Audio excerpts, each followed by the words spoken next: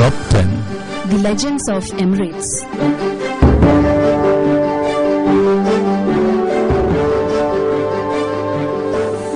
ജീവിതം തേടി അറേബ്യൻ ഗൾഫിലേക്ക് മലയാളികളുടെ ഒഴുക്ക് തുടങ്ങിയിട്ട് അരനൂറ്റാണ്ട് പിന്നിടുമ്പോൾ എന്തെന്ത് കാഴ്ചകളാണ് നമ്മെ വികാരതരളിതരാക്കുന്നത്.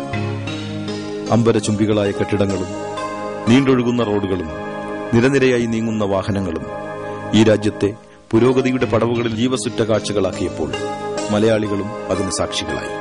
1001 രാവുകൾക്കപ്പുറമുള്ള അറബി കഥകൾ ഓരോ മലയാളിയുടെയും ഹൃദയത്തുടുപ്പുകളായി മാറി. അങ്ങനെ ഗൾഫ് എന്ന സ്വപ്നഭൂമി കേരളീയന്റെ ജീവിത ചിത്രങ്ങളിൽ അനേകം വർണ്ണക്കാഴ്ചകൾ സൃഷ്ടിച്ചു. അന്നു തൊട്ടുതന്നെ ഓരോ പ്രവാസിയും അറിഞ്ഞോ അറിയാതെയോ ചൂഷണങ്ങൾക്ക് വിധേയരാകുവാനും തുടങ്ങി. ഇപ്പോഴും അത് തുടർന്നുകൊണ്ടേയിരിക്കുന്നു. 3 പതിറ്റാണ്ട് മുമ്പ് തൊഴിൽ തേടി ഗൾഫിലെത്തിയ പ്രമുഖനായ ഒരു മലയാളിയുടെ പ്രസക്തി നാം തിരിച്ചറിയേണ്ടത് ഇവിടെയാണ്. ഇത് advocate KK Sarathchandra Bose. Gulf കുടിയേറ്റത്തിന്റെ ചരിത്ര പുസ്തകം തയ്യാറാക്കുമ്പോൾ ഈ സാമൂഹിക സാംസ്കാരിക നിയമവിദഗ്ധനെ നമുക്ക് ഒഴിവാക്കുവാനാകില്ല. കാരണം 3 പതിറ്റാണ്ടിലേറെയായി സാധാരണക്കാരായ പ്രവാസികളുടെ പക്ഷത്ത് മാത്രം നിന്നുകൊണ്ട് പൊരുതിക്കൊണ്ടിരിക്കുകയാണ് ശരത്ചന്ദ്ര ബോസ്. ഗൾഫിലെ ഇംഗ്ലീഷ് പത്രങ്ങളിൽ കോളമിസ്റ്റായും സാമൂഹിക സാംസ്കാരിക മേഖലകളിൽ നിറസാന്നിധ്യമായും അറേബ്യൻ ഗൾഫിൽ മലയാളിയുടെ മനസ്സിലൂടെ സഞ്ചരിക്കുന്ന അഡ്വക്കേറ്റ് ശരത്ചന്ദ്ര ബോസിനെ നമുക്കിവിടെ അടുത്തറിയാം. ഞാൻ ജനിച്ചതും വളർന്നതുമൊക്കെ മെഴുവേലി എന്ന് പറയുന്ന സ്ഥലത്താണ്. എന്റെ ബാല്യകാലത്തെ പറ്റി പറഞ്ഞാൽ സുഖദുഃഖ സമ്മിശ്രമായ ഒരു കാലമായിരുന്നു. അച്ഛന്റെ പേരും പെരുമയും ആനയും കാറുകളും അങ്ങനെയുള്ള ഒരു സമയവും. എന്നാൽ അതെല്ലാം പെട്ടെന്ന് നശിച്ചുപോയ ഒരു സമയം ഉണ്ടായിരുന്നു. എനിക്ക് ഏകദേശം 8-10 വയസ്സായപ്പോൾ മിക്കവാറുമുള്ള സമ്പത്തെല്ലാം നശിച്ചു. കോളേജ് ഫീസ് കൊടുക്കാൻ തരമില്ലാതെ എന്റെ അമ്മയുടെ വസ്തു വിൽക്കുകയും അങ്ങനെ തുടർന്ന് പഠിപ്പിക്കാൻ തീരുമാനിക്കുകയും ചെയ്തു. മാത്തമാറ്റിക്സിൽ ഞാൻ വളരെ മിടുക്കനായിരുന്നു. തിരുവനന്തപുരം റീജിയണൽ എഞ്ചിനീയറിംഗ് കോളേജിൽ എനിക്ക് അഡ്മിഷൻ കിട്ടി. അന്ന് കിട്ടിയ സബ്ജക്ട് ആർക്കിടെക്ചർ എഞ്ചിനീയറിംഗ് ആയിരുന്നു. പക്ഷേ സുഹൃത്തുക്കളെല്ലാം പറഞ്ഞു ആർക്കിടെക്ചർ കൊള്ളത്തില്ല, അന്ന് സിവിൽ എഞ്ചിനീയർ മാത്രമേ അന്ന് നന്നായിട്ടുള്ളൂ. അങ്ങനെ ആ കാരണത്താൽ ഫീസ് കൊടുത്തെങ്കിലും ഫീസ് തിരിച്ചു വാങ്ങി ഞാൻ അവിടുന്ന് വിട പറയുകയായിരുന്നു. ഇതെല്ലാം കഴിഞ്ഞ് കേരളത്തിൽ ഒരു ഗവൺമെന്റ് കമ്പനിയിൽ, പബ്ലിക് ലിമിറ്റഡ് കമ്പനിയിൽ 3 വർഷം ജോലി ചെയ്തു. ബൽഗാമിൽ RL ലോ കോളേജ് എന്ന പ്രസിദ്ധമായ ഒരു കോളേജുണ്ട്. അവിടെയാണ് ഞാൻ ലോ എടുത്തത്. ഉടൻ തന്നെ ഗൾഫിൽ ഒരു ജോലിക്ക് തരം വന്നു. ഗൾഫിൽ ജോലി തേടി 1977 ഞാൻ ദുബായിലെത്തി.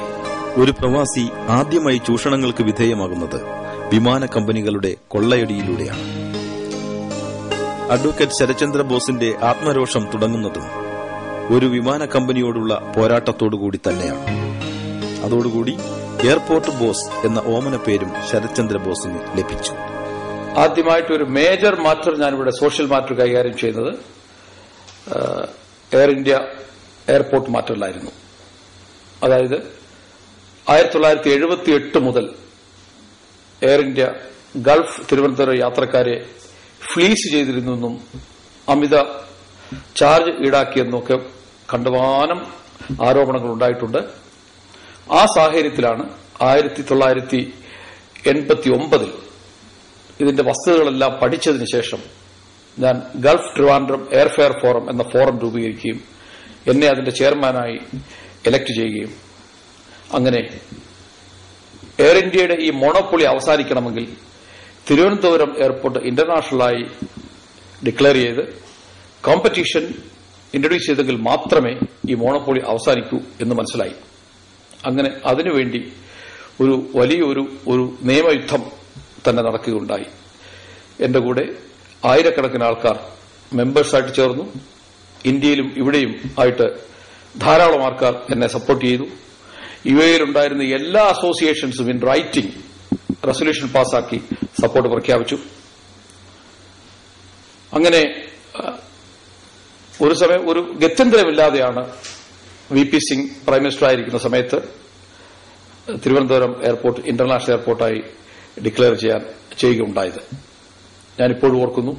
അന്ന് ശ്രീ കരുണാകരനും മരിച്ചുപോയ EMS നമ്പൂതിരിപ്പാടും ഇവരെല്ലാം വളരെ അനുകൂലമായി ഞങ്ങളുടെ അടുത്ത് പ്രതികരിക്കുകയും സപ്പോർട്ട് ചെയ്ത് കത്തുകൾ എഴുതുകയും ശ്രീ A.K. ആന്റണി ഇവരെല്ലാം ഉണ്ടായിരുന്നു. എടുത്തു പറയേണ്ടുന്ന ഒരു വ്യക്തി മരിച്ചുപോയ ശ്രീ വർക്കല രാധാകൃഷ്ണനാണ്. അദ്ദേഹം സ്പീക്കറായിട്ടിരുന്നപ്പോഴാണ് കേരള നിയമസഭയിൽ നിന്നും എനിക്ക് വേണ്ട എല്ലാ ഡോക്യുമെന്റ്സിന്റെയും കോപ്പി എടുത്തു തന്നു എന്നുള്ളതാണ്.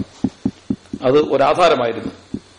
അതായത് ആ കോപ്പിലെല്ലാം പറയുന്നത് ഓരോ വർഷവും കേരള ഗവൺമെന്റ് കേന്ദ്ര ഗവൺമെന്റിന് കത്തയക്കും, തിരുവനന്തപുരം ഇന്റർനാഷണൽ എയർപോർട്ടായി വികസിപ്പിച്ച് ഡിക്ലെയർ ചെയ്യണം. കേന്ദ്ര ഗവൺമെന്റിൽ വരുന്ന മറുപടി എന്താണെന്ന് വെച്ചാൽ അത് ആവശ്യമില്ല.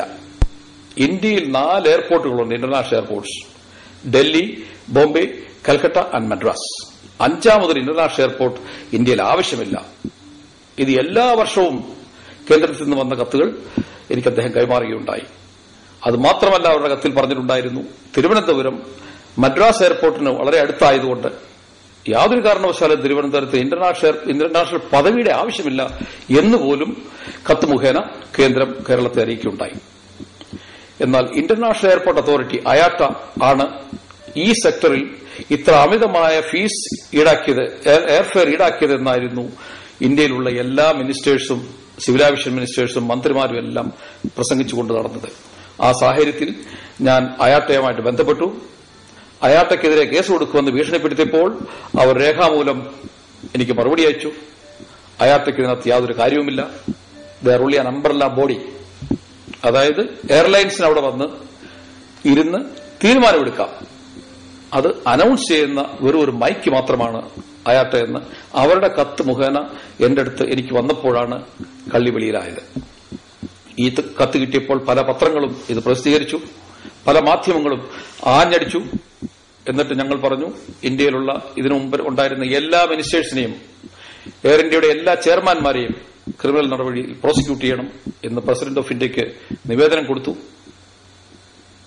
അങ്ങനത്തെ സാഹചര്യത്തിലാണ്. മാത്രമല്ല, എയർ ഇന്ത്യയിൽ നിന്ന് 400 കോടി രൂപയായിരുന്നു ഞങ്ങൾ റീഫണ്ട് ചെയ്യാൻ അത് ക്ലെയിം ചെയ്തിരുന്നത്, യാത്രക്കാരിൽ നിന്നും അമിതമായി ഈടാക്കിയ തുക. ഇതെല്ലാം കൂടി വന്നപ്പോഴത്തേക്ക് ഞങ്ങളുടെ കേസ് കോടതിയിലായി. ഗത്യന്തരമില്ലാതെ വന്നപ്പോഴാണ്, വേറെ യാതൊരു മാർഗവും ഇല്ല എന്ന് വന്നപ്പോഴാണ് ക്യാബിനറ്റ് കൂടി തീരുമാനിച്ചത്. അതായത് ഞങ്ങളുടെ കേസിൽ, ഡൽഹിയിൽ നടന്ന നാഷണൽ കമ്മീഷൻ കേസിൽ സത്യവാങ്മൂലം കൊണ്ട് സമർപ്പിക്കുകയായിരുന്നു കേന്ദ്ര ഗവൺമെന്റ് ചെയ്തത്. അതായത് കോടതിയുടെ ഇതനുസരിച്ച് ഞങ്ങൾ തിരുവനന്തപുരം ഇന്റർനാഷണൽ എയർപോർട്ടായി ഡിക്ലെയർ ചെയ്തിരിക്കുന്നു. അതിന്റെ വികസനത്തിന് ആവശ്യമെന്താണെന്ന് കോടതി പറഞ്ഞാലും ചെയ്യാം എന്നായിരുന്നു ആ അഫിഡവിറ്റിൽ ഗവൺമെന്റ് ഓഫ് ഇന്ത്യ നൽകിയ വാഗ്ദാനങ്ങൾ. അങ്ങനെയാണ് തിരുവനന്തപുരം ഇന്റർനാഷണൽ എയർപോർട്ടായി ഡിക്ലെയർ ചെയ്യാനുണ്ടായ കാരണം. അത് കഴിഞ്ഞ ഉടൻ തന്നെ അന്നത്തെ സിവിൽ ഏവിയേഷൻ മേധാവികൾ ഇത് യാതൊരു കാരണവശാലും നടന്നുകൂടാ എന്ന് കരുതി തിരുവനന്തപുരമല്ല കൊച്ചിയാണ് ഇന്റർനാഷണൽ എയർപോർട്ടിന് ഏറ്റവും ഉതകിയത് പറഞ്ഞ് കൊച്ചിക്കോടി. അത് കഴിഞ്ഞ് അവർ കാലിക്കറ്റിന് പോയി. ഈ സമയത്തെല്ലാം ഞാൻ പ്രതികരിച്ചിരുന്നു. പത്രങ്ങളെല്ലാം അടിച്ചു വന്നതാണ്. ഇത് വഞ്ചിപ്പിക്കാനാണ്, കബളിപ്പിക്കാനാണ്. കേരളത്തിൽ കുറെ ഇന്റർനാഷണൽ എയർപോർട്ട് ഉണ്ടായിട്ട് കാര്യമില്ല. ഏതെങ്കിലും ഒരു airport to the level and standard international airport like Bombay, Delhi, Calcutta and Madras, അതാണ് കേരളത്തിന് ആവശ്യം. പക്ഷെങ്കിൽ ആരും അത് കേട്ടില്ല. ഇന്നതാ നോക്കൂ, ഈയുടെ മറുപടി കൂട്ടിക്കൊണ്ടേയിരിക്കുകയാണ്. എയർപോർട്ട് യൂസേഴ്സ് ഫീസ് ചാർജ് ചെയ്യുന്നു. ഇന്ത്യയിൽ ആദ്യമായിട്ട് വന്ന ഒന്നാണ് കൊച്ചിയിലെ പ്രൈവറ്റ് ഇന്റർനാഷണൽ എയർപോർട്ട്. വൈ? ഗവൺമെന്റിന് കാശില്ലേ? ഇന്ത്യ ഗവൺമെന്റിന് കാശില്ലേ കേരളത്തിലെ ഇന്റർനാഷണൽ എയർപോർട്ടിന് കാശ് മുടക്കാൻ? The Legends of Emirates.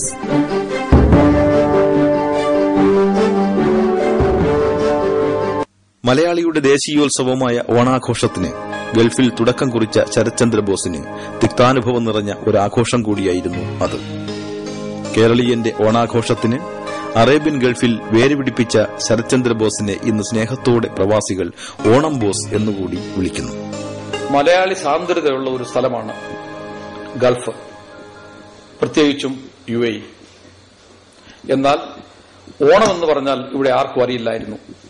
ഓണമെന്നാൽ ഒരു ഹിന്ദു ഫെസ്റ്റിവൽ എന്നായിരുന്നു ഇവിടുത്തെ കാഴ്ചപ്പാട്. കേരളത്തിന്റേതായ തനത് കലകളും ഓണത്തിന്റെ മഹാത്മ്യവും വിളിച്ച് ജനങ്ങളെ അറിയിക്കണമെന്ന് എനിക്ക് തോന്നി. അങ്ങനെയാണ് 1992 ആദ്യമായി പബ്ലിക്കിൽ ഇവിടെ ഓണാഘോഷം നടത്താൻ ഞാൻ തീരുമാനിച്ചത്.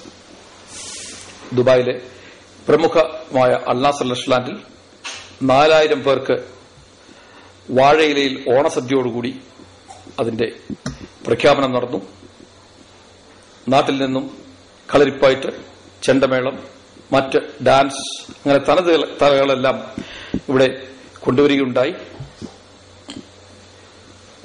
എന്നാൽ ഓണത്തിന് ഏകദേശം ഒരാഴ്ച മുമ്പ് ആരോ ഇവിടുത്തെ CID-യിൽ കംപ്ലൈന്റ് ചെയ്തു, ഞാൻ ഹിന്ദുയിസം പരത്താനാണ് ഇവിടെ ഓണം ആഘോഷിക്കുന്നതെന്നും ഓണം ഹിന്ദുക്കളുടെ മാത്രം ഒരു ഫെസ്റ്റിവലാണെന്നും യാതൊരു കാരണവശാലും ഈ ഓണം ഇവിടെ നടത്തരുതെന്നുമായിരുന്നു അവരുടെ പരാതി.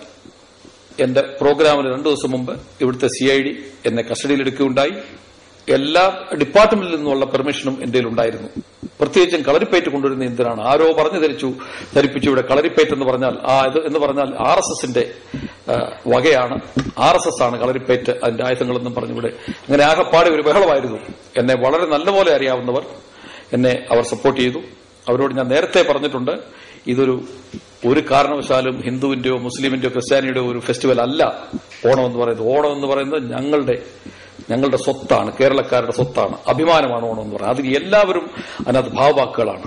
ഈ രീതിയിൽ പറഞ്ഞ് അവരുടെ എല്ലാം സമ്മതത്തോടു കൂടിയാണ് ഓണം 92 ആഘോഷം നടന്നത്. ഇത് ബോസിന്റെ ഒരു തട്ടിപ്പ് മറിമായ തന്നെയല്ല, അന്ന് ആൾക്കാർക്ക് എന്നെ കുത്താൻ നല്ലൊരു സമയമായിരുന്നു. എയർപോർട്ട് ബോസ് എന്ന് പേരെടുത്ത് നിൽക്കുകയാണ്. അങ്ങനെ അവിടെ ചെന്നപ്പോൾ ഞാനും എന്റെ കൂടെ നിന്ന് ഒരു 100-500 ആൾക്കാർ എന്റെ കൂടെ വർക്ക് ചെയ്യാനുണ്ടായിരുന്നു. അവരും ഒരു 100-200 സ്കൂൾ കുട്ടികളും, അതായത് വോളണ്ടിയേഴ്സ് ആയിട്ട് വന്നവരും മാത്രം അൽനാസർ റെസ്റ്റോറന്റിൽ ഉണ്ട്. 8:30 മണി കഴിഞ്ഞു, 9 മണി കഴിഞ്ഞു. ഞാൻ ഇപ്പോഴും ഓർക്കുന്നു, ബാബുജി മാരാമൻ എന്ന് പറയുന്ന എന്റെ ഒരു സുഹൃത്ത്, അദ്ദേഹം എന്റെ അടുത്ത് നെഞ്ചു തടയിക്കൊണ്ട് പറയുകയാണ്, ബോസ് സാറേ, ഈ 4000 പേർക്ക് വെച്ച ഊണെല്ലാം നമ്മൾ എന്ത് ചെയ്യും? ആളില്ലല്ലോ, നമ്മൾ വഞ്ചിക്കപ്പെട്ടല്ലോ എന്നായിരുന്നു അദ്ദേഹത്തിന്റെ പരാതി. ഞാൻ പറഞ്ഞു, സാരമില്ല, നമുക്കൊരു 4-5 പ്രാവശ്യമായിട്ട് ഓണം ഉണ്ടുകളയാം. എന്തിനേറെ പറയുന്നു, രാവിലെ 11 മണിയായി. അപ്പൊ ചെണ്ടക്കാരെ അകത്ത് നിന്ന് കുട്ടി ചെണ്ടക്കാരെ ഞാൻ വെളിയിലാക്കി ചെണ്ടമേളം നടത്താൻ പറഞ്ഞു. നാടൊക്കെ ഒന്ന് മുഴങ്ങട്ടെ എന്ന് പറഞ്ഞു. അങ്ങനെ വെളിയിൽ നിന്ന് ചെണ്ട കൊട്ടി 11 മണി ആയപ്പോഴത്തേക്ക് ഞാൻ വെളിയിൽ പോയി നോക്കിയപ്പോൾ thousands of people അവിടെ അങ്ങനെ ക്യൂ, റോഡിൽ നിന്നും ഇതിന്റെ ഗേറ്റ് വരെ നിൽക്കുകയാണ്.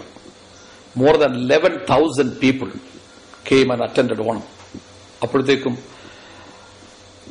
ഡോർസ് എല്ലാം ക്ലോസ് ചെയ്തു. ആൾക്കാരകത്ത് കയറി ഇടിച്ച് തിങ്ങി നിറഞ്ഞു. ഡോർസ് എല്ലാം ക്ലോസ് ചെയ്തു. എന്നിട്ട് 4 മണിക്ക് ശേഷമാണ് ഞങ്ങൾ ആൾക്കാരെ ഓരോരുത്തരെ വെളിയിൽ പോലും വിടാൻ സാഹചര്യമുണ്ടായത്. അതുപോലെ തിങ്ങി നിറഞ്ഞ ആൾക്കാരായിരുന്നു ഓണം 92. അത് കഴിഞ്ഞ് Onam 93 for global peace and friendship, ആഗോള സൗഹൃദത്തിനും സാഹോദര്യത്തിനും വേണ്ടി ആ മുദ്രാവാക്യത്തിൽ ഓണം 93, ഓണം 94, ഓണം 95 ഇതാഘോഷിച്ചു. ഓണം 93-ൽ more than 15,000 ആൾക്കാർ വന്നു. ഓണം 94-ലും അതുപോലെ തന്നെ 15,000-ൽ കൂടുതൽ ആൾക്കാർ.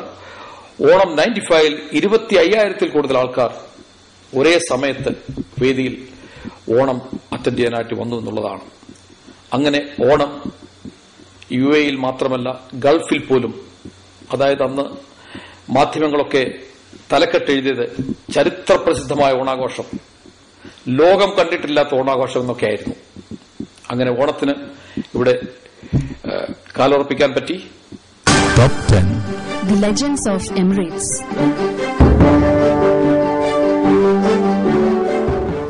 ദുബായിൽ ഔദ്യോഗികമായി ഒരു ഇന്ത്യൻ അസോസിയേഷൻ ഇല്ലാതെ പോയതിന്റെ ആത്മരോഷം ശരത്ചന്ദ്ര ബോസിന്റെ മാത്രം പ്രതിഷേധമല്ല. പ്രവാസി സമൂഹം എന്ന സംഘടിത ശക്തിയെ ഇന്ത്യൻ ഭരണാധികാരികൾ ഭയപ്പെടുന്നതുകൊണ്ടാണ് ഒരു സാധാരണ പൌരന്റെ മൌലികാവകാശമായ വോട്ടവകാശം നിഷേധിച്ചുകൊണ്ടിരിക്കുന്നത് എന്നാണ് ശരത്ചന്ദ്ര ബോസ് സാക്ഷ്യപ്പെടുത്തുന്നത്. 7 എമിറേറ്റ്സ് കൂടിയതാണ് യുണൈറ്റഡ് അറബ് എമിറേറ്റ്സ്. അതിൽ മറ്റ് 6 എമിറേറ്റ്സിലും ഇന്ത്യൻ അസോസിയേഷൻസ് ഉണ്ട്. ദുബായേക്കാൾ കുറഞ്ഞ ഇന്ത്യൻ സാന്ദ്രത കുറഞ്ഞ സ്ഥലമാണ് അബുദാബി. അവിടെ 5 ഇന്ത്യൻ അസോസിയേഷൻസ്, അതായത് രജിസ്റ്റേർഡ് ഇന്ത്യൻ അസോസിയേഷൻസ് അബുദാബിയിലുണ്ട്. എന്നാൽ ഈ ദുബൈയിൽ ഒന്നുകൂടിയില്ല. അതിന് കാരണം എന്താണെന്ന് വെച്ചാൽ ഇവിടെ മാറി മാറി വന്ന നമ്മുടെ Indian ambassadors and consul generals അവർ സാധാരണക്കാരന്റെ കാര്യത്തിൽ താൽപര്യം കാണിച്ചിട്ടില്ല എന്നുള്ളതായിരുന്നു. അംബാസിഡറോ കോൺസൽ ജനറലോ ഇതിൽ ഏകദേശം 10 അംബാസഡേഴ്സിനെ കോൺസുലേഴ്സിനെ കഴിഞ്ഞ 30 വർഷമായി ഞാൻ കണ്ടിട്ടുണ്ടാവും. അതിൽ 1-2 വ്യക്തികൾ ഒഴിച്ചാൽ ബാക്കി ആരും തന്നെ സാധാരണക്കാരന്റെ കാര്യത്തിൽ ഇടപെടാൻ താല്പര്യമുള്ളവരായിരുന്നില്ല. പണക്കാർക്കോ ബിസിനസ്സുകാർക്കോ എന്തെങ്കിലും ഉണ്ടായാൽ അവർ മുൻനിരയിലുണ്ടാവും, പേപ്പറിൽ പരസ്യം വരും. അവരുടെ ഏകദേശം 60-70% ടൈമും പാർട്ടിക്കും ഗെറ്റ് ടുഗദേഴ്സിനും മാത്രമായി നീക്കിവച്ചിരിക്കുകയായിരുന്നു. ഇതെല്ലാം കണ്ടുകൊണ്ടിരുന്ന ഒരു വ്യക്തിയാണ് ഞാൻ. ഈ 8 ലക്ഷം ആൾക്കാർ ഇവിടെ ഉണ്ടെങ്കിൽ അതിൽ 80% സാധാരണക്കാരനാണ്. അതായത് 15-20% മാത്രമേ ഉള്ളൂ നമുക്ക് അപ്പർ ക്ലാസ് അല്ലെങ്കിൽ വെൽ ടു ഡു ആൾക്കാരെന്ന് പറയുന്നത്. ബാക്കിയൊക്കെ തന്നെ വർക്കിംഗ് ക്ലാസ്, ലേബർ ക്ലാസ് ആണ്. അവരുടെ കാര്യങ്ങൾ നോക്കാൻ ഇവിടെ ഇന്നുവരെ ആരും തന്നെ ഉണ്ടായിട്ടില്ല. സാധാരണക്കാരുടെ പരാതി മാനിച്ചുകൊണ്ട് തന്നെ ഒരു പ്രാവശ്യം ഞാനിവിടെ ഫ്രീ ലീഗൽ എയ്ഡ് തന്നെ നടത്തിയുണ്ടായി. ഒരു ഫുൾ ഡേ രാവിലെ മുതൽ വൈകുന്നേരം വരെ 500 പരം ആൾക്കാർക്ക് ഫ്രീ ലീഗൽ എയ്ഡ് ഞങ്ങൾ 9 അഡ്വക്കേറ്റ്സ് ചേർന്ന് എന്റെ നേതൃത്വത്തിൽ നൽകുകയുണ്ടായി. അങ്ങനത്തെ ഒരു സാഹചര്യത്തിലാണ് ഇന്ത്യക്കാർ ദുബായിൽ ജീവിക്കുന്നത്. തീർച്ചയായിട്ടും ദുബായിൽ ഇന്ത്യൻ അസോസിയേഷൻ ഉണ്ടാവണം. അതിനുവേണ്ടി നമ്മളിപ്പോൾ വളരെയധികം പ്രയത്നിച്ചുകൊണ്ടിരിക്കുകയാണ്. ദുബായിലുള്ള എല്ലാ സംഘടനകളെന്ന് പറയാനൊക്കത്തില്ല, കൂട്ടങ്ങളെന്നാണ് ഞാൻ വിളിക്കുക. അവർക്ക് ആർക്കും ഇവിടെ നിയമസാധുതയില്ല. നിയമസാധുതയുള്ള ഒരു അസോസിയേഷൻ പോലും ഇന്നും ദുബായിലില്ല. അപ്പൊ അത് തരണം. എന്റെ നേതൃത്വത്തിൽ തന്നെ ഇവിടുത്തെ ഗവൺമെന്റ് തലത്തിലെല്ലാം ഞങ്ങൾ അതിന്റെ ഇത് ചെലുത്തിക്കൊണ്ടിരിക്കുകയാണ്. ഗവൺമെന്റ് പ്രതിനിധികളെ തിരഞ്ഞെടുക്കുക എന്നുള്ളത് ഒരു പൌരന്റെ, ഒരു ഇന്ത്യൻ സിറ്റിസന്റെ മൌലിക അവകാശമാണ്. ഞാൻ ഇന്ത്യ വിട്ടു ഗൾഫിൽ വന്നു, ഞാൻ നോൺ റെസിഡന്റായി, അതുകൊണ്ട് ഞാൻ ഇന്ത്യക്കാരനല്ലാതാവുന്നില്ല. ഞാൻ എന്നും ഇന്ത്യക്കാരനാണ്. ഞാനിവിടെ അഥവാ ഇന്ത്യക്കാരിവിടെ നേടുന്ന പണം അയക്കുന്നത് ഇന്ത്യക്ക് തന്നെയാണ്, വേറെ എങ്ങും അത് പോകുന്നില്ല. എന്തുകൊണ്ട് നോൺ റെസിഡന്റ് ഇന്ത്യൻസിന് വോട്ടവകാശം നിഷേധിച്ചു എന്ന് ചോദിച്ചാൽ എനിക്കുള്ള മറുപടി, നോൺ റെസിഡന്റ് ഇന്ത്യൻസ് എന്ന് പറയുന്നത് ഒരു ശക്തിയാണ്, അതൊരു സമൂഹമാണ്. ഒരു പക്ഷെങ്കിൽ ഇന്ത്യയിലെ പല രാഷ്ട്രീയ നേതാക്കൾക്കും താങ്ങാനാവാത്ത ഒരു ശക്തിയായി ഇത് മാറും എന്നുള്ള ഭയം കൊണ്ട് തന്നെ ആയിരിക്കണം വോട്ടവകാശം നോൺ റെസിഡന്റ് ഇന്ത്യൻസിന് ഇത്രയും നാൾ നിഷേധിച്ചുകൊണ്ടിരുന്നത്. ഇപ്പോഴത് ഇൻട്രൊഡ്യൂസ് ചെയ്യാൻ പോകുന്നു എന്നൊക്കെ കേൾക്കുന്നുണ്ട്. അത് കാത്തിരുന്ന് കാണണം എത്ര പെട്ടെന്ന് അത് വരുമെന്നുള്ളത്. The Legends of Emirates. നിമിഷാർത്ഥം കൊണ്ട് എല്ലാം നഷ്ടപ്പെട്ടവരുടെ ദീനരോധനമായി മാറിയ ഗുജറാത്ത് ഭൂകമ്പം നാം മറന്നിട്ടില്ല. വിവിധ രാജ്യങ്ങളിൽ നിന്ന് ദുരിതാശ്വാസത്തിന്റെ കൈകൾ ഗുജറാത്തിലേക്ക് നീണ്ടു. പക്ഷേ ഗുജറാത്തിലെ ചിത്രം വിചിത്രമായിരുന്നു.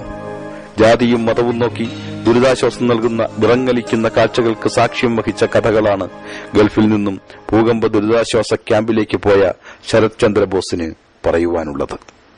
ഗുജറാത്ത് എർത്ത്ക്വേക്കിന് ശേഷം ഇവിടുത്തെ പല മാധ്യമങ്ങൾ ഇൻക്ലൂഡിംഗ് TV വരികയുണ്ടായി. ഗുജറാത്തിലെ ഫുഡ് ഡിസ്ട്രിബ്യൂഷൻ അഥവാ റിലീഫ് എയ്ഡ് അവിടെ ഡിസ്ട്രിബ്യൂട്ട് ചെയ്യുന്നത് അതിൽ കാര്യക്ഷമതയില്ല എന്നും സാധുക്കൾക്ക്, സാധാരണ ജനങ്ങൾക്ക് അത് കിട്ടുന്നില്ല എന്നും വളരെ പരാതി ദിവസവും ടിവിയിലും മറ്റു മാധ്യമങ്ങളുമായി വരികയുണ്ടായി. ആ സാഹചര്യത്തിൽ ഇവിടെയുള്ള കുറെ നോൺ റെസിഡന്റ് ഇന്ത്യൻസ് ഞങ്ങളെല്ലാം കൂടെ ചേർന്ന് അതിനെപ്പറ്റി ചർച്ച ചെയ്ത് അവരെല്ലാം കൂടെ എന്നെ ഒരു വൺ-മാൻ NRI കമ്മീഷനായി അപ്പോയിന്റ് ചെയ്ത് ഉജ്ജലിച്ചെന്ന് അവിടുത്തെ ആൾക്കാരെ കാണുകയും ഇന്റർവ്യൂ ഒക്കെ ചെയ്തപ്പോൾ ഞാൻ ഞെട്ടിപ്പോയി. ആൾക്കാർ നിരനിരയായിട്ട് നിന്ന് അവർ പരാതി പറയുകയാണ്, ഇവിടെ ഡിസ്ട്രിബ്യൂഷൻ നടക്കുന്നത് ജാതിയും മതവും നോക്കിയാണ്. അതായത് മുസ്ലിങ്ങൾ പറയുന്നത്, അന്നൊരു വലിയ മുസ്ലിം ടെന്റിലൊക്കെ നമ്മൾ പോയി വിസിറ്റ് ചെയ്തു. അവർ പറയുന്നത് മറ്റു ഹിന്ദുക്കൾ അല്ലെങ്കിൽ RSSകാർ വന്നാൽ അവരുടെ ക്യാമ്പിലോട്ട് കയറാറില്ല, അവർ അവരുടെ RSS ക്യാമ്പിൽ മാത്രമേ ഭക്ഷണം കൊടുക്കാറുള്ളൂ. ഇത് ശരിയാണോ എന്ന് വെരിഫൈ ചെയ്യാനായിട്ട് ഞാനും എന്റെ കൂടെ വന്ന ജേർണലിസ്റ്റ് കൂടെ ഞങ്ങൾ പല ക്യാമ്പുകളിലും പോയി ഞാൻ കണ്ടതാണ്. ഓരോ ക്യാമ്പ്, അതായത് ജൈനന്മാർക്കൊരു ഭക്ഷണശാല, സാധാരണ അൺടച്ചബിൾസിലൊരു ഭക്ഷണശാല, ഇങ്ങനെ ഡിഫറന്റ് ഭക്ഷണശാലകൾ ഞങ്ങൾ അവിടെ കണ്ടു. ഇതെല്ലാം സത്യത്തിൽ എനിക്ക് വളരെ ഖേദം ഉണ്ടാക്കിയ ഒരു കാര്യമാണ്. ഞാൻ പ്രത്യേകിച്ചും ചിന്തിച്ചതായിരുന്നു, എർത്ത്ക്വേക്ക് കഴിഞ്ഞ ഒരു സ്ഥലത്ത് ഇങ്ങനെ ഒരു വിവേചനമോ, ഇത് പാടുണ്ടോ? സാധാരണ സമയത്താണെങ്കിൽ നമുക്ക് മനസ്സിലാക്കാം, ഒരു പക്ഷേ ഇന്ത്യയുടെ ഒരു ശാപമായി നിൽക്കുന്ന ഈ ജാതി വ്യവസ്ഥ സാധാരണ സമയങ്ങൾ ഉണ്ടാകാം. പക്ഷെ എർത്ത്ക്വേക്ക് നടന്ന ഒരു സ്ഥലത്ത്, അതിന്റെ ആഫ്റ്റർ എഫക്ട് അനുഭവിച്ചുകൊണ്ടിരിക്കുന്ന ഒരു സ്ഥലത്ത് ഇത് പാടുണ്ടോ? ലോകത്തിന്റെ പല ഭാഗത്തു നിന്നും റിലീഫ് എയ്ഡ് അവിടെ കുമ്മി കൂട്ടിക്കിടക്കുകയാണ്. എന്നാൽ സാധാരണക്കാരൻ എത്തുന്നില്ല. കാരണം അത് നോക്കാൻ അവിടുത്തെ ഗവൺമെന്റ് അധികാരികൾ മുന്നോട്ട് വരുന്നില്ല എന്നത് തന്നെയായിരുന്നു കാരണം.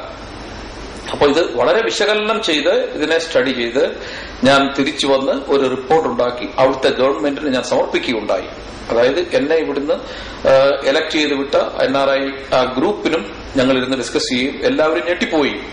ഇങ്ങനെയൊരു സംഭവം ആണ് അവിടെ നടക്കുന്നതെന്ന് അറിഞ്ഞപ്പോൾ ഇത് ഇനി മേലാൽ എങ്ങും തന്നെ ലോകത്തിന്റെ ഒരു ഭാഗത്തും നടക്കാൻ പാടില്ല.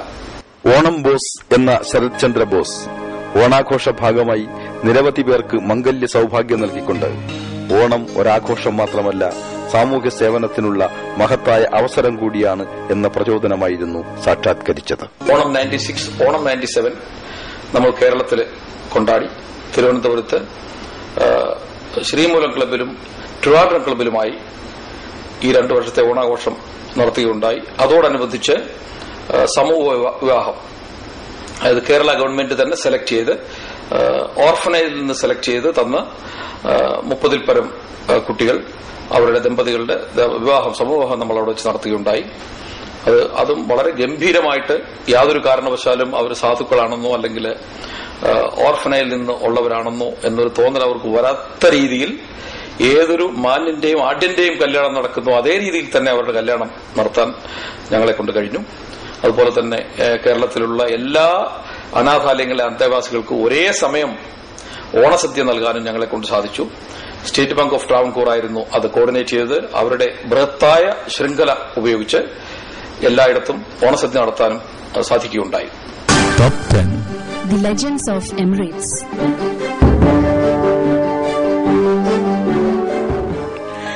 ആഗോള ദാരിദ്ര്യ നിർമ്മാർജ്ജന പദ്ധതിയിൽ അംഗമായ ശരത് ചന്ദ്ര ബോസിന് സാറ്റ്നയിലെ ക്യാമ്പിൽ പോയപ്പോഴും കാണേണ്ടി വന്നത് ഇന്ത്യയുടെ ശാപമായി മാറിയ ജാതി വ്യവസ്ഥയുടെ കറുത്ത കാഴ്ചകളായിരുന്നു. അമേരിക്ക, കാനഡ, ഓസ്ട്രേലിയ, സിംഗപ്പൂർ, ഇങ്ങനെ ലോകത്തിന്റെ നാനാഭാഗത്തു നിന്നുള്ള സിറ്റിസൺസ്, ഞങ്ങൾ ഏകദേശം 62 ആൾക്കാർ ചേർന്ന് ഇന്ത്യയെ വിസിറ്റ് ചെയ്തു. സാറ്റ്ന എന്ന് പറയുന്ന സ്ഥലത്ത് വേൾഡ് ഹങ്കർ പ്രോജക്ട് ഏത് രീതിയിൽ നടക്കുന്നു എന്ന് കാണാൻ ഞങ്ങൾ പോയതാണ്. കാര്യം നമ്മളാണ് അതിനെ ഫണ്ട് ചെയ്യുന്നത്. അങ്ങനെ അവിടെ ചെന്ന് സാറ്റ്നയിൽ ചെന്നപ്പോൾ അവിടെ ഒരു സാറ്റ്ന എന്ന് പറയുന്ന ഒരു വില്ലേജിൽ ഞങ്ങൾ പോവുകയും അവിടുത്തെ പ്രവർത്തനങ്ങൾ കാണുകയും മനസ്സിലാക്കുകയും ചെയ്തു. അവർ പബ്ലിക്കായിട്ട് ഞങ്ങളോട് ചോദിക്കുകയാണ്, ഈ ചെന്ന ഇത്രയും ഉള്ള വേൾഡ് സിറ്റിസൺസിനോട് അവർ ചോദിക്കുകയാണ്, നിങ്ങളുടെ രാജ്യത്തും ഇതുപോലെ അൺടച്ചബിലിറ്റി ഉണ്ടോ? അവർ പറയുന്നത് അവർക്ക് കുടിവെള്ളമില്ല, അവരുടെ തൊട്ടടുത്ത കിണറിൽ വെള്ളം ധാരാളമുണ്ട്, പക്ഷെ അത് അപ്കാസ്റ്റിന്റെയാണ്. ഇവർക്ക് കുടിവെള്ളമോ കുളിക്കാനോ വെള്ളം വേണമെങ്കിൽ 5-6-7 കിലോമീറ്റർ നടന്ന് വെള്ളം ചുമന്നുകൊണ്ട് വേണം ഇവർ വന്ന് കുളിക്കാനോ കുടിക്കാനോ. അപ്പൊ നമുക്ക് തന്നെ മനസ്സിലാവും എത്രമാത്രം അവർക്ക് കുളിക്കാനും കുടിക്കാനും പറ്റുമെന്നുള്ളത്. അത്ര വളരെ സാധുക്കളായി ജീവിക്കുന്ന ഒരു വില്ലേജ് ജനതയാണ്. അവർ പറയുന്നത് 2 റൊട്ടി ഒരു ദിവസം കിട്ടിയാൽ അവരുടെ വയറ് സുഭിക്ഷമാണ്, അതുപോലും കിട്ടാൻ അവർക്ക് ബുദ്ധിമുട്ടാണ്. അതിന്റെ കൂടെ അവർക്ക് കുടിവെള്ളവുമില്ല. ഇത് കണ്ടപ്പോൾ അപ്പം മറുപടി പറഞ്ഞതെല്ലാം ഫോറിനേഴ്സ് വന്നവരെല്ലാം പറഞ്ഞു അവരുടെ രാജ്യത്ത് ഇങ്ങനെ ഇതില്ല, അൺടച്ചബിലിറ്റി ഇല്ല എന്ന് പറഞ്ഞിട്ട് ഇവർക്ക് വിശ്വാസം വരുന്നില്ല. ഒടുവിൽ അവർ എന്നെ നോക്കുകയാണ്, ഒരു ഇന്ത്യക്കാരൻ കൂടെ ഇരിക്കുന്നല്ലോ. അപ്പൊ ഞാൻ മൈക്ക് എടുത്ത് അവരോട് പറയുകയാണ്, ഈ നശിച്ച സിസ്റ്റം ഇന്ത്യയിൽ മാത്രമേ ഉള്ളൂ, വേറെ എങ്ങുമില്ല. ഇത് അവസാനിച്ചെങ്കിലേ ഇന്ത്യക്ക് തന്നെ ഗതി വരത്തുള്ളൂ. ഇവരുടെ ബുദ്ധിമുട്ടുകൾ കണ്ട് ഞാൻ ദുബൈയിൽ തിരിച്ചു വരികയും എന്റെ ഒരു സുഹൃത്ത് ശ്രീ അശോക് സൌലാനി, ഇവിടുത്തെ ടെക്സ്മാസിന്റെ ചെയർമാനാണ്, അദ്ദേഹവുമായിട്ട് ഞാൻ അവിടുത്തെ കുടിവെള്ളത്തെ പറ്റി സംസാരിച്ചു. അദ്ദേഹം ഉടൻ തന്നെ വിത്തിൻ എ വീക്സ് ടൈം ഞങ്ങൾ അറേഞ്ച് ചെയ്ത് അവിടെ 2 കുഴൽക്കിണർ സ്ഥാപിച്ചു കൊടുക്കുകയാണ്. ഇന്ന് അവർക്ക് കുടിക്കാൻ ധാരാളം വെള്ളമുണ്ട്. ആ കാര്യത്തിൽ ഞങ്ങളെല്ലാം ചാരിതാർത്ഥ്യമുള്ളവരാണ്. ഓസ്ട്രേലിയയിൽ നിന്നുമെത്തിയ ഗ്ലോബൽ ഹാപ്പിനെസ് സാരഥികൾ ശരത് ചന്ദ്ര ബോസ് എന്ന സേവകന്റെ മനസ്സ് കീഴടക്കുകയായിരുന്നു. ലോകത്തെല്ലായിടത്തും ഒരേ സമയത്ത് 777, 888 ഈ ദിവസങ്ങളിൽ ഇങ്ങനെ വരുന്ന ദിവസത്ത് ലോകത്ത് പലയിടത്തുമായിട്ട് ഗ്ലോബൽ ഹാപ്പിനെസ് സെലിബ്രേറ്റ് ചെയ്ത് ഹാപ്പിനെസ് ബഗ് ഇത് ചെയ്യുക, സ്പ്രെഡ് ചെയ്യുക. ഇതാണ് അവരുടെ കൺസെപ്റ്റ്. അവിടെ വെച്ച് തന്നെ അവർ എന്നെ ഇവിടുത്തെ ഗ്ലോബൽ ഹാപ്പിനെസ് അംബാസിഡറായിട്ട് അപ്പോയിന്റ് ചെയ്യുകയും ഫസ്റ്റ് ഗ്ലോബൽ ഹാപ്പിനെസ് ഡേ, അതായത് ഓൺ 777 ദുബൈയിലെ ഒരു ഹോട്ടലിൽ വെച്ചിട്ട് ഞങ്ങൾ ആഘോഷിച്ചു. അത് സത്യത്തിൽ വളരെ ഒരു ഹൃദയസ്പർശമായ ഒരു ആഘോഷമായിരുന്നു. പതിവ് പോലെ എന്നെ സപ്പോർട്ട് ചെയ്യാൻ ഇവിടുത്തെ എന്റെ സുഹൃത്തുക്കളും ബിസിനസ്സുകാരും എല്ലാം മുമ്പോട്ട് വന്നു. ഞങ്ങൾ 100-500 പരം ആൾക്കാർ കൂടി ഗ്ലോബൽ ഹാപ്പിനെസ് സ്പ്രെഡ് ചെയ്യാനായിട്ട്. അപ്പം 2006 ഇവർ ശരിയായിട്ട് ഗ്ലോബൽ ഹാപ്പിനെസ് കൺസെപ്റ്റ് തുടങ്ങിയത്. ഗ്ലോബൽ ഹാപ്പിനെസ് എന്ന് പറയുമ്പോൾ എല്ലാവരും ഹാപ്പിയായിട്ട് ജീവിക്കുക. അപ്പൊ ഞാൻ എന്റെ ഒരു തത്വം എപ്പോഴും പറയാറുണ്ട്, അത് എന്റെ ഗ്ലോബൽ ഹാപ്പിനെസ് ഫസ്റ്റ് ഡേ സ്പീച്ചിൽ തന്നെയുണ്ട്. ലോക സമസ്ത സുഖിനോ ഭവന്തു, അതായത് എല്ലാവരും സുഖിച്ച് സന്തോഷമായിട്ടിരിക്കുക. ഇങ്ങനെയാണെങ്കിൽ എല്ലാവർക്കും ഹാപ്പിയാണ്. Every one is happy all the time. ഇതായിരിക്കണം നമ്മുടെ മനസ്സ്, നമ്മുടെ മെന്റാലിറ്റി. അല്ലാതെ എനിക്ക് മാത്രം സുഖം വേണം, എനിക്ക് മാത്രം എല്ലാം വേണം എന്ന് വെച്ചാൽ അവിടെ ഹാപ്പിനെസ് ഒരിക്കലും ഉണ്ടാവുകയില്ല. ലോക സമസ്ത സുഖിനോ ഭവന്തു. സമൂഹത്തിന് വേണ്ടി പ്രവർത്തിക്കുന്നവന് ജാതി, മത, രാജ്യചിന്തകൾ ഒന്നും വേണ്ട എന്ന തത്വം അന്വർത്ഥമാക്കിക്കൊണ്ട് സേവന സന്നദ്ധനായി അറേബ്യൻ ഗൾഫിൽ ഒരു അഭയ കേന്ദ്രമായി മാറിയ ഈ നിയമജ്ഞൻ 3 പതിറ്റാണ്ടിനിടയിൽ ജീവിതത്തിലേക്ക് തിരികെ കയറ്റിയവരുടെ എണ്ണം കുറച്ചൊന്നുമല്ല. ഇവിടെ ശ്രീലങ്കൻ യങ് ഗേൾസ് ഇവിടെ വന്ന് ഇവിടുത്തെ ടെക്സ്റ്റൈൽ അഥവാ ഗാർമെന്റ് ഫാക്ടറികളിൽ ജോലിയെടുത്ത് അവർക്ക് ഒരു സമയത്ത് ഇവിടുത്തെ ഗാർമെന്റ് ഫാക്ടറികളെല്ലാം അടച്ചുപൂട്ടി ഇവർക്ക് ശമ്പളം കിട്ടാതെ, താമസ സൌകര്യമില്ലാതെ, ഇലക്ട്രിസിറ്റിയോ വാട്ടറോ ഒന്നുമില്ലാതെ ഒരു സമയം വന്നു. അങ്ങനെ ശ്രീലങ്കൻ കോൺസുലേറ്റും അവരുടെ സോഷ്യൽ വർക്കേഴ്സും എന്നെ സമീപിക്കുകയുണ്ടായി. അങ്ങനെ എന്നെ സമീപിച്ച് അവർക്ക് വേണ്ടുന്ന സഹായങ്ങൾ ചെയ്തു കൊടുക്കാൻ കഴിയുമെങ്കിൽ ചെയ്തു കൊടുക്കണമെന്ന് പറയുക. അപ്പോൾ തന്നെ ഞാൻ എനിക്കറിയുന്ന സുഹൃത്തുക്കളെയും ക്ലയന്റ്സിനെയൊക്കെ വിളിച്ച് അവർക്ക് വേണ്ടുന്ന എല്ലാ സഹായ സൌകര്യങ്ങളും ചെയ്തു കൊടുത്ത് അവർക്ക് ഇവിടുന്ന് തിരിച്ചു പോകാനുള്ള അവരുടെ വിസ ക്യാൻസൽ ചെയ്യുന്നത് വരെ ഞങ്ങൾ നോക്കിക്കണ്ട് ചെയ്തു. അത് കോൺസുലേറ്റിൽ നിന്ന് എനിക്ക് അതിനുള്ള ഒരു സർട്ടിഫിക്കറ്റ്, ഒരു ലെറ്ററൊക്കെ ഇഷ്യൂ ചെയ്യുകയൊക്കെ ഉണ്ടായി. അങ്ങനെ ഞാൻ എപ്പോഴും പറയാറുണ്ട്, നമുക്ക് ചാരിറ്റി അഥവാ സോഷ്യൽ സർവീസ് ചെയ്യണമെങ്കിൽ അതിന് കേരളമെന്നോ ഇന്ത്യയെന്നോ ഒരു രാജ്യമെന്നോ ഇറാനോ ഇറാഖ് അങ്ങനെയൊന്നുമില്ല. നമുക്കിത് എവിടെയും ചെയ്യാം, ആർക്കും ചെയ്യാം, ഏത് സമയത്തും ചെയ്യാവുന്ന കാര്യമാണ് സോഷ്യൽ സർവീസ്. നീതി നിഷേധങ്ങൾക്കെതിരെ നിയമയുദ്ധം ചെയ്ത് ഓരോ പ്രവാസിയുടെയും ഹൃദയത്തുടുപ്പുകളായി മാറി അറേബ്യൻ ഗൾഫിൽ ജൈത്രയാത്ര തുടരുന്ന ശരത്ചന്ദ്ര ബോസ് എന്ന ഈ സാമൂഹിക സാംസ്കാരിക സാന്നിധ്യത്തെ നമുക്ക് അഭിനന്ദിക്കാം, ആശീർവദിക്കാം.